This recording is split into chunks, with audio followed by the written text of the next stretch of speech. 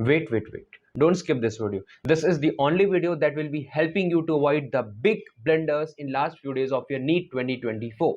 I have cracked NEET 2022 with an all India rank of 6999 and I am here to guide you. I'll be telling you what all things you should do in last 7 days to crack NEET 2024 and what all things you should not do in the last few days of your NEET examination. So without any further delay, let's start this video, and I'll be starting this video with a very short story time. So it was a month of October when I took admission in offline institute in the year 2021.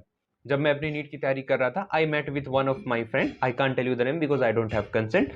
The whole year we supported each other and शुरुआत में मेरे marks 600 के आसपास रहते थे और उसके marks 500 के आसपास रहते थे, but because of our hard work at the end of the year I was able to score 650 plus marks and my friend was able to score 550 560 plus marks in the end. Coaching में सबको ये लग चुका था कि मेरा और मेरे दोस्त का सिलेक्शन अब कोई नहीं रोक सकता, बट कहानी में एक ट्विस्ट आता है. ट्विस्ट ये है कि उस साल मेरा सिलेक्शन हो गया and my friend didn't get selected in NEET 2022. ऐसा क्या हुआ? And everything was dependent upon the NEET exam day because मेरा भी प्रिपरेशन बहुत अच्छा था और मेरे फ्रेंड का भी प्रिपरेशन बहुत ही अच्छा था and still he didn't get selected. What happened that day?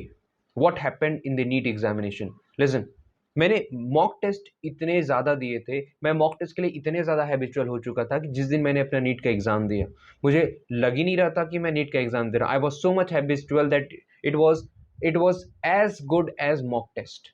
But my friend what he did, वो एग्ज़ाम सेंटर में गया, बैठा, पता नहीं माहौल को देखा एंड ही गॉट पैनिक्ड.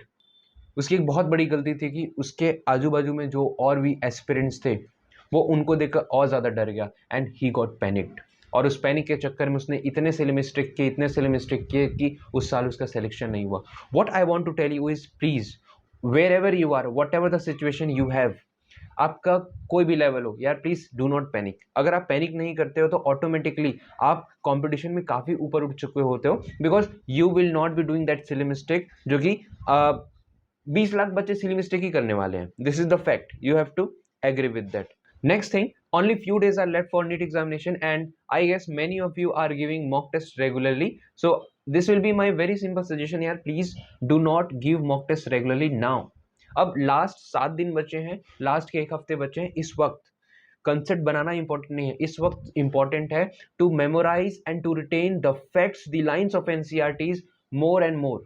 आपको फैक्ट को, नंबर्स को, लाइंस को ज़्यादा से ज़्यादा अपने ब्रेन में सेट करना है. This is more important than building a concept. आप 1 हफ्ते में कितना ही कंसेप्ट बिल्ड कर लोगे. You have already given 365 days previously, तो आपने अपना 365 दिन अच्छे से यूटिलाइज कर लिया है. अब आप इस लास्ट के 1 हफ्ते में सिर्फ और सिर्फ रिटेंशन पे फोकस करो, ज़्यादा से ज़्यादा फैक्ट को याद रखने की कोशिश करो. अब आप अपना रेगुलर मॉक टेस्ट को छोड़ सकते हो. हाँ, one thing I can say कि आप एग्जाम के 2 दिन पहले या 3 दिन पहले एक आखिरी बार मॉक टेस्ट अपीयर जरूर कर लेना. That will be helpful to just boost your moral support. These were the last 7 days of your NEET examination and you don't have to build any concept. You have to just focus on the facts, the lines. So read NCERT of biology as much as possible. Read NCERT of inorganic chemistry, organic chemistry as much as possible. Revise your physics notes, revise your formula notes, revise your chemistry notes, and just revise and revise. In the last 7 days you should revise as much as possible so that you can retain the information, the facts in your brain as much as possible. The only thing that you have to do in the last 7 days to revise and revise and revise and remember the facts. That's it. Do not appear mock test in the last 7 days. That is what I wanted to tell you. Next thing यार, NEET exam के 1 दिन पहले, a night before the exam, please ऐसा मत करना कि आप रात भर पढ़ने के लिए बैठ गए कि यार आज तो मैं पूरी बायोलॉजी एक रात भर में निपटा दूंगा. Please do not do such mistakes. Get a proper sleep of at least 8 hours just before the NEET examination so that आपका जो ब्रेन है वो प्रॉपरली एक फिजियोलॉजिकली फंक्शन कर सके. अगर आप स्लीप डिप्राइव्ड होगे ना तो आपका ब्रेन में ऐसा हो सकता है कि आपका ब्रेन प्रॉपरली फंक्शन ना करे. And this is a scientific thing यार. अगर आप सोओगे नहीं तो आपका ब्रेन उस तरीके से आपके न्यूरॉन्स को कनेक्ट नहीं कर पाएगा जैसे आप नॉर्मली कर सकते हो. तो प्लीज साइंटिफिकली प्रूवन 8 घंटे की नींद चुपचाप ले लीजिएगा. ये सबसे अच्छा एडवाइस है आपके लिए, राइट। एक और चीज़ जो मैं कहना चाहूँगा कि यार अगर, हाँ, नीचे आईपैड रखा है, उसमें मैंने कुछ पॉइंट्स नोट कर रखे हैं ताकि कोई भी पॉइंट आपको बताते वक्त छूटे ना। तो एक पॉइंट ये भी है यार कि अगर आपका जो सेंटर है वो काफ़ी दूर है, दूसरे शहर में है, तो प्लीज़ हो सके तो आप एक दिन नीट एग्ज़ाम के एक दिन पहले, नहीं संडे को एग्ज़ाम है तो आप सैटरडे को ही आप उस सिटी में पहुंच जाओ, होटल बुक करो ताकि आप एक प्रॉपर स्लीप ले सको। एंड कोशिश करो यार कि आप एग्जाम वाले दिन जो है यानी संडे 5 मई को आप रिपोर्टिंग टाइम से भी 1 घंटे पहले, 1.5 घंटे पहले पहुंच जाओ।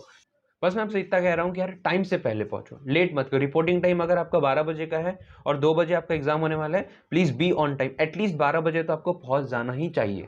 इसके अलावा एक बहुत ही ज्यादा महत्वपूर्ण बात यह है, बहुत, this is the one of the most important point that I must mention here, इसकी यार अगर आपका 12 बजे का रिपोर्टिंग टाइम है और 2 बजे एग्जाम शुरू हो रहा है तो उस 2 घंटे में आप क्या करोगे? प्लीज एंड प्लीज आप अपने एग्जाम हॉल में आसपास के बच्चों से ना बात करो, ना उनको देखो वो क्या कर रहे हैं, कैसे व्यवहार, कैसे उनका बिहेवियर है। Please do not do such seat things. चुपचाप जाओ, बैठो, अपना हेड डाउन करो, अपनी कुछ चीज़ों को रिविजन करना है करो, मेडिटेट करो, जो करना है करो, अपने आसपास के लोगों के साथ इंटरेक्ट मत करो, because this becomes the most disturbing thing. क्योंकि वहां पे कोई फ्रेशर बैठा होगा, कोई 5 साल का ड्रॉपर बैठा होगा और वो पूरा ब्रेन वॉश कर देता है उस टाइम पे। So please avoid interacting the other NEET aspirants please. Few more things that I want to add here is कि यार अगर आपका रिपोर्टिंग टाइम 12 बजे का है, 2 बजे एग्जाम हो रहा है और फिर 2 से 3.5 घंटे का जो आपका एग्जाम होने वाला है, तो I want to tell you कि भाई बहुत ज़्यादा टाइम का गैप हो जा रहा है। तो उस बीच में अगर आपको कुछ खाना है तो या तो आप स्कूल सेंटर्स में ही जो वहाँ की वर्कर्स होंगे उनको बोल के कुछ खाने का मंगा सकते हो। प्लीज़ भूखे मत रहना, बिस्किट्स, कुरकुरे पैकेट जो आपको मंगाना है आप मंगाओ। और एटलीस्ट एग्जाम से पहले रिपोर्टिंग टाइम में एग्जाम हॉल में बैठने के बाद भी आप कुछ ना कुछ मंगा सकते हो अगर आपको बहुत ज़्यादा प्रॉब्लम हुई तो। Please, so please keep in mind, भूखे मत रहना। 2 बजे के बाद एक बार एग्जाम शुरू हुआ, पूरा एग्जाम हॉल बंद हो जाएगा, कोई भी चीज़ इधर से उधर नहीं हो सकती। तो एग्जाम स्टार्ट होने से पहले आपको अगर कुछ चाहिए तो have some snacks, please have some snacks, खाली पेट नहीं बैठना है। And so these were the few points guys. क्योंकि एग्जाम का आखिरी समय आ चुका है तो मैं इस वीडियो को ना लंबा बनाना चाहता हूँ और ना बहुत सारी चीज़ आपको बताना चाहता हूँ। So what all things I have discuss in this video is कि सबसे पहले आपको पैनिक नहीं करना है।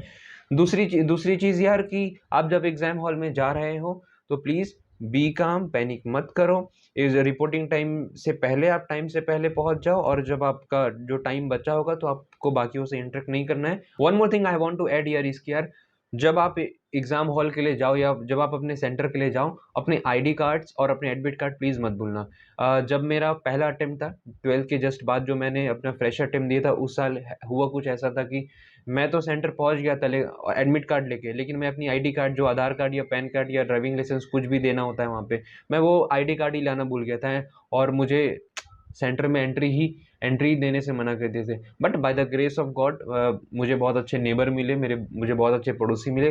वो ऑन द स्पॉट सीधा मेरे सेंटर को रश के मुझे फटाक से एडमिट कार्ड के साथ मुझे आधार कार्ड दिया and I went to my centre. So please ऐसा कोई, मैंने गलती की थी, आई एक्सेप्ट दैट। आप लोग ऐसा मत करो, आईडी कार्ड्स, अपने एडमिट कार्ड प्लीज़ साथ में लेके चलो। और जो भी ड्रेस कोड्स होते हैं उनको प्रॉपरली फॉलो करना, क्योंकि नीट का एग्ज़ाम टफ होता है, उसके साथ में चेकिंग भी बहुत स्ट्रिक्ट होती है। तो इस बात का खास ध्यान रखें कि किसी भी प्रकार का जो है ड्रेस कोड में भी गलती ना करें, है ना। जो आपको पेन रखने का जो पाउच है उसके लिए कुछ गाइडलाइंस होंगी, आपके वाटर बॉटल कौन सा लेके जाना उसके लिए गाइडलाइंस होंगी। तो follow the guidelines, do not make mistakes and आप अच्छा करोगे। This is what all about मैं आपको बताना चाह रहा था। और ये वीडियो सिर्फ इसी पे था, ज़्यादा लेंदी नहीं करते हैं, फटाक से अपन जो है इस वीडियो को एंड करते हैं। और मैं एक चीज़ और कहना चाहता हूँ कि इस साल जब आपका सिलेक्शन हो जाएगा और आप MBBS में चले जाओगे तो MBBS में भी आपको एक अच्छे सीनियर की ज़रूरत पड़ती है एंड आपको एक गाइडेंस की ज़रूरत पड़ेगी। तो मैं चाहूँगा कि आप इस चैनल को सब्सक्राइब करें ताकि आपको आने वाले अपने MBBS की जर्नी में भी मैं आपको इसी तरीके से गाइड कर सकूँ। सो मैं आपको एक आखिरी में जाते वक्त सिर्फ इतना ही बोलूँगा, रिवीजन करते रहो, पढ़ते रहो, हार मत मानो, बी पॉजिटिव। और अगर थोड़े बहुत नेगेटिव हो भी जाते हो तो accept the negativity and move on, don't respond to any kind of negativity. That's it from my side, Kuldeep Sahu signing of.